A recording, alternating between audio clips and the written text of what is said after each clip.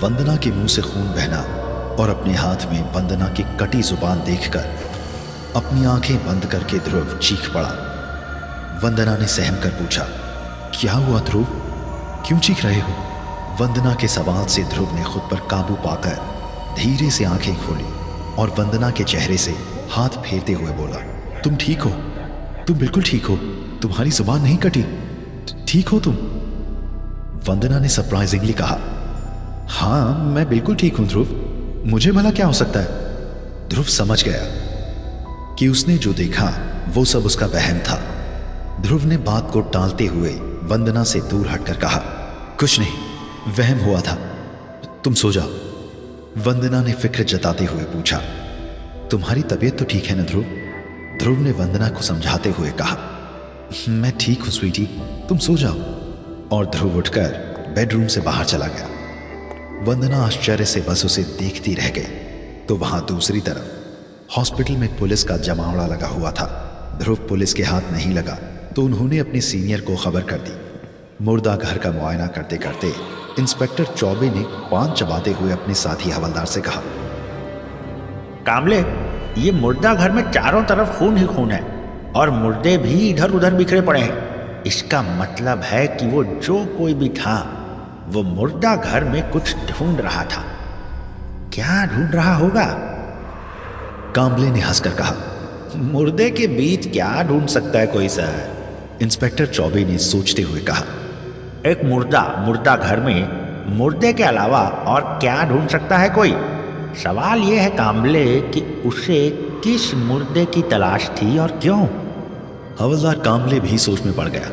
चारों ओर नजर घुमाते हुए उसने रोशनी की लाश की तरफ इशारा करके कहा, सर, उस मुर्दे की तलाश थी कातिल को। इंस्पेक्टर चौबे धीमे कदम रोशनी की लाश के पास आया और कामले की तारीफ करते हुए बोला, शाबाश कामले, लगता है जल्दी तेरा प्रमोशन होगा। मुर्दा घर में खून इसी लाश का बिखरा पड़ा है। इसी लाश को कातिल काट रहा होगा, तब डॉक्टर ने उसे देख लिया, इसीलिए उसने डॉक्टर को भी मार डाला। कामले ने हैरानी जताते हुए कहा, लेकिन सर, लाश को काटकर किसी को क्या मिल सकता है? चौबे ने मुस्कुराकर कहा, मरने से पहले कुछ तो अपने अंदर छुपा लिया होगा इस लड़की ने कामले। उसे ढूंढने कातिल यहां तक आ पहुंचा। किसी ने कातिल का चेहरा नहीं देखा, वरना स्केच बनाकर उसे ढूंढकर यहीं केस रफा दफा कर देते। साले सब के सब निकम्मे हैं। ये शहर का सबसे बड़ा सरकारी अस्पताल है कामले, इसीलिए केस भी काफी सुर्खियां बटोरेगा। इससे पहले कि पुलिस की मीडिया में धज्जियां उड़े, हमें ये केस सॉल्व करना पड़ेगा। इस लड़की की डिटेल्स निकलवाओ, लड़की के जरिए हम कातिल तक पहुंच जाएंगे। पुलिस मौकाए वारदात का पंचनामा करके कातिल की तलाश में जुट गई और यहां ध्रुव अपने लिविंग रूम में सोफा सेट पर बैठे हुए रोशनी के बारे में सोच रहा था।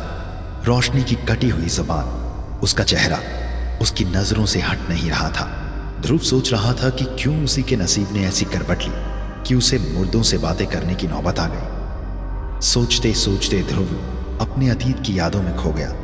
जब वो कॉलेज छूटने के बाद एक पार्क में वंदना के साथ मटर गश्ती कर रहा था। क्या कर रहे हो ध्रुव, छोड़ो ना, कोई देख लेगा। ध्रुव ने वंदना को अपनी बाहों में कसकर कहा, यहाँ सब लवर्स हैं और ये लवर्स पॉइंट। अगर कोई हमें लव करते हुए देख भी ले तो क्या फर्क पड़ता है? यहाँ सब वही करने आते हैं जो हम करने आए हैं। अब जल्दी से मुझे किस करो। वंदना ने शर्मा कर कहा, मैं क्यों किस करूं? तुम्हें करना है तो तुम कर लो, मैंने थोड़ी रोका है। ध्रुव ने हल्के से मुस्कुराकर वंदना के होंठों से होंठ मिला दिए।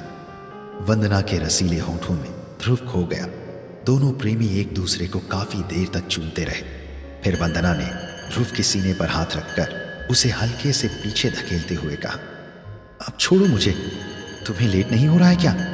ध्रुव ने अपनी जुबान हल्के से काटते हुए कहा, अरे यार, मैं तो भूल ही गया था, 2 दिनों के लिए हम जंगल सफारी पर जा रहे हैं। चलो अब निकलते हैं, वरना साक्षी दीदी को मुझसे झगड़ा करने का मौका मिल जाएगा। वंदना ने हल्के से मुस्कुराकर कहा, इतने बड़े हो गए हो तुम दोनों भाई बहन, लेकिन अब भी छोटे बच्चों की तरह लड़ते रहते हो। मम्मी पापा कुछ कहते नहीं क्या? ध्रुव ने वंदना का हाथ पकड़कर चलते हुए कहा, ये हम भाई बहनों के बीच का प्यार है। जब मेरी तुमसे शादी हो जाएगी तब तुम्हें भी हमारी गैंग में शामिल कर लेंगे। वंदना ने ध्रुव को चिढ़ाते हुए कहा, अच्छा बच्चू, लेकिन तब तक तो साक्षी दीदी की भी शादी हो गई होगी, उम्र में तुमसे बड़ी है ना, तो शादी भी उन्हीं की पहले होगी। ध्रुव ने फिक्रमंद होकर कहा यार, दीदी की पसंद का लड़का मिलना बहुत मुश्किल है।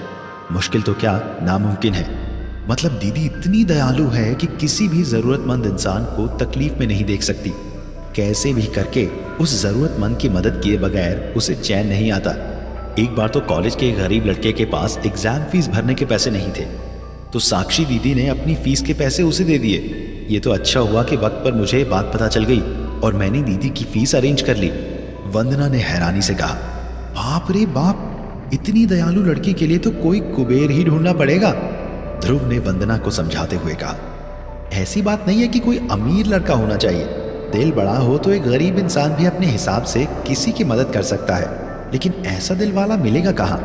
वंदना ने ध्रुव को समझाया, चिंता मत करो, दीदी इतनी अच्छी है कि उनके लिए कोई बेहद खास इंसान बनाया होगा भगवान ने, जैसे हमें एक दूजे के लिए बनाया है। ध्रुव वंदना को ड्रॉप करके जब घर आया तब सिर पर राउंड कैप पहनकर बैग लेकर जंगल सफारी पर जाने के लिए तैयार बैठी साक्षी ने नाराजगी जताकर कहा, टाइम देख रहे हो क्या हो रहा है, कभी वक्त पर नहीं आ सकते हो क्या।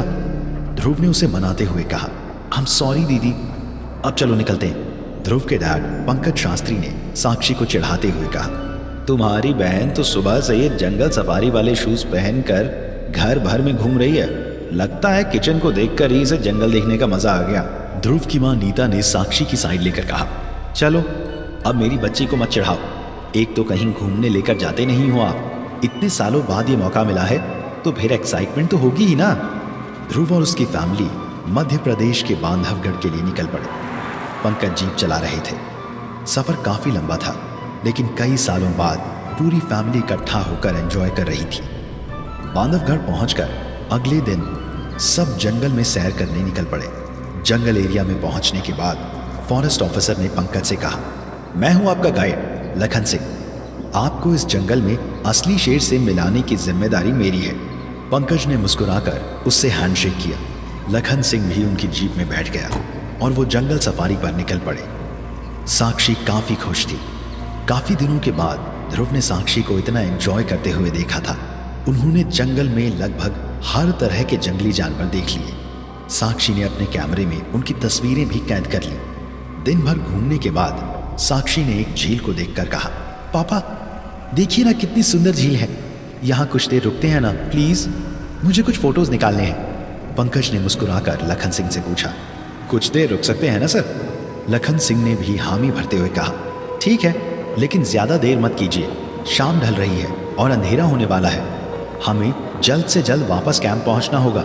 झील के पानी में ध्रुव और साक्षी छोटे बच्चों की तरह खेल रहे थे, एक दूसरे पर पानी उड़ा रहे थे, मानो उनका बचपन लौट आया हो। उन्हें एंजॉय करता देख पंकज और नीता भी काफी खुश थे। कुछ देर बाद लखन सिंह ने कहा, चलो चलो अब निकलते हैं, रात होने वाली है। सब अपनी जीप में बैठकर वापस निकल पड़े कि तभी एक बड़े से पत्थर से टकराकर उनकी जीप का साइलेंसर टूट गया। पंकज ने काफी ट्राई किया मगर जीप स्टार्ट नहीं हुई। तब पंकज ने सबको ढांढस बनाते हुए कहा, चिंता मत करो, मैं साइलेंसर किसी कपड़े से बांधकर जीप स्टार्ट करने की कोशिश करता हूँ। पंकज जीप के नीचे लेटकर उसे ठीक करने की कोशिश कर रहे थे। उसमें काफी देर लगी, अंधेरा हो चुका था, लेकिन आखिरकार उनकी जीप स्टार्ट हो गई। साक्षी ने खुशी जाहिर करते हुए कहा, थैंक गॉड जीप स्टार्ट हो गई, मुझे लगा था कि आज की रात हमें जंगल में ही गुजारनी पड़ेगी। या जीनियस पापा। लेकिन वो लोग कुछ ही देर आगे बढ़े थे कि तभी अचानक जंगल में तेज हवाएं चलने लगी और जोर जोर से बिजलियां कड़कने लगी। उस तेज हवा के सामने पंकज की जीप भी नहीं टिक सकी और बंद पड़ गई। पंकज जीप का स्टार्टर घुमाकर जीप स्टार्ट करने की कोशिश कर रहे थे कि तभी एक बिजली तेज आवाज करते हुए उनके सामने एक पेड़ पर जा गिरी। बिजली गिरते ही तेज रोशनी की वजह से सबकी आंखें चौंधिया गई। सामने वाले पेड़ ने एक पल में आग पकड़ ली, वो धू धू कर जलने लगा। साक्षी ने घबराकर कहा, मुझे कुछ भी ठीक नहीं लग रहा है, मुझे फील हो रहा है जैसे कुछ बुरा होने वाला है। ध्रुव ने उसे हौसला बंधाते हुए कहा, चिंता मत करो दीदी, कुछ नहीं होगा, मैं हूं ना तुम्हारे साथ। तभी जीप के ऊपर एक बहुत बड़ा काला साया पड़ा। सबने चौंक कर नजरें उठाई तो वो किसी इंसान का साया था। धीरे धीरे वो साया आगे बढ़ने लगा और 1 से 2, 2 से 3 होने लगा। ध्रुव ने गौर से देखा तो सामने आग लगे पेड़ के बाजू से कुछ लोग उनकी तरफ चलकर आ रहे थे। आग की लपटों की वजह से उनका साया जीप पर पड़ रहा था, लेकिन वो लोग कुछ अजीब दिख रहे थे। सबने काले रंग के कपड़े पहने हुए थे, पूरे मुंह पर सफेद रंग का पाउडर मला हुआ था और गौर करने वाली बात थी कि सबके हाथों में कुछ न कुछ हथियार थे। कुछ लोगों के हाथों में कुल्हाड़ी, कुछ के हाथों में तलवार, तो कुछ लोग बंदूक लेकर चल रहे थे। उन्हें देखकर डर जाहिर करते हुए पंकज ने हकलाते हुए कहा, लखन सिंह, कौन है ये लोग? लखन ने अपना पसीना पोंछते हुए दबी आवाज में कहा, पता नहीं सर जी, मैं भी इन्हें पहली बार देख रहा हूं। ध्रुव कुछ हलचल कर पाता इससे पहले ही उन अजीब दिखने वाले लोगों ने उनकी जीप को घेर लिया। ध्रुव ने हिम्मत जुटाकर कहा, कौन हो तुम लोग? हमारा रास्ता क्यों रोका है? उस आदमी ने कोई जवाब नहीं दिया, बस गुस्सैल नजरों से घूरता रहा। साक्षी ने घबराकर ध्रुव का हाथ कसकर पकड़ लिया। फिर उनमें से एक ने अपने साथी को इशारा करते हुए ध्रुव के साथ सबके हाथों को रस्सियों से बांध दिया और उनके मुंह को भी कपड़े से बांध दिया ताकि वो चीख चिल्ला ना सके। उस आदमी ने आगे बढ़कर साक्षी की तरफ इशारा करके कहा, इसे संभालो, इसे कोई चोट नहीं लगनी चाहिए, बाकियों को घसीट कर ले चलो। एक आदमी ने साक्षी को अपने कंधे पर उठा लिया और बाकी लोग ध्रुव, पंकज, नीता और लखन को घसीटते हुए जंगल के अंदर ले जाने लगे। कौन थे वो लोग जिन्होंने ध्रुव की फैमिली को बंदी बना लिया था? क्या वास्ता था उनका साक्षी के साथ जो उन्होंने कहा कि साक्षी को चोट नहीं आनी चाहिए? क्या ध्रुव इस संकट से अपने परिवार को बचा पाएगा?